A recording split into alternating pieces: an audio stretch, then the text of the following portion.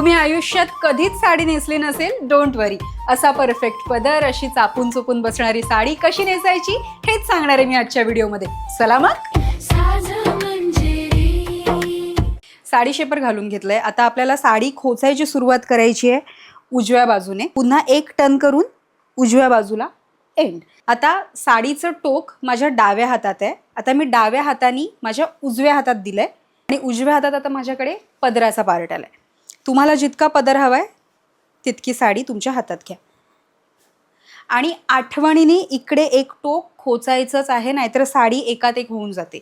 आता या साडीचा आपण पदर काढून घेणार आहोत. डाव्या बाजूने सुरू करायचे आणि पहिली प्लेट मोठी ठेवायची आहे बाकीच्यांपेक्षा आणि मागे अंगठ्याने पकडणार, पुढे हात करणार, बोटाने पकडणार. हळूहळू प्रॅक्टिस करा, जमेल. तर आपल्याला असा हात वर करायचा आहे आणि जितक्या तुम्हाला निर्या सेट करून घेता येतील ना तितक्या करून घ्या. आता पिनअप करून झाल्यानंतर या फ्रंटवाल्या प्लीट्स सगळ्या पुन्हा एकदा सेट करून घ्यायच्या. आता हा जो खालचा पदर आहे तो युजली असा पसारा झालेला असतो, मग त्याला कसा सेट करायचा, इथून पुढे घ्यायचा दुसऱ्या बाजूने आणि मांडीवर घेऊन एक एक प्लीट ठेवायची आणि हात फिरवायचा, म्हणजे तुमचा पदर जसाच्या तसा राहतो. हे बघा. आता या साडीच्या आपण निर्या काढून घेऊया. उजव्या बाजूने पुन्हा एकदा 2 बोटांमध्ये पकडायचं, हात मागे अंगठ्याने पकडलं, हात पुढे बोटाने पकडलं. आता ही जी साडी आहे ना ही एवढी, ही मी सोडून देणार आहे. हिचं काहीच करायचं नाही, आपण हिला निरीमध्ये घ्यायची नाही, हिला अशीच राहू दे. टक करायचंय उजव्या पायावर. ठीक आहे, मी इथे नाही टक करत आहे, मी इथे टक करते.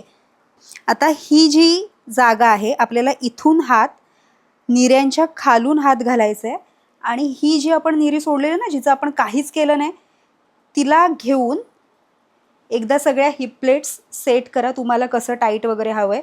आता ही साडी मी इकडे घेऊन आले, टर्न केलं आणि टक केलं. आता ही जी उरलेली साडी आहे तिला सुद्धा आपण टक करून घेणार.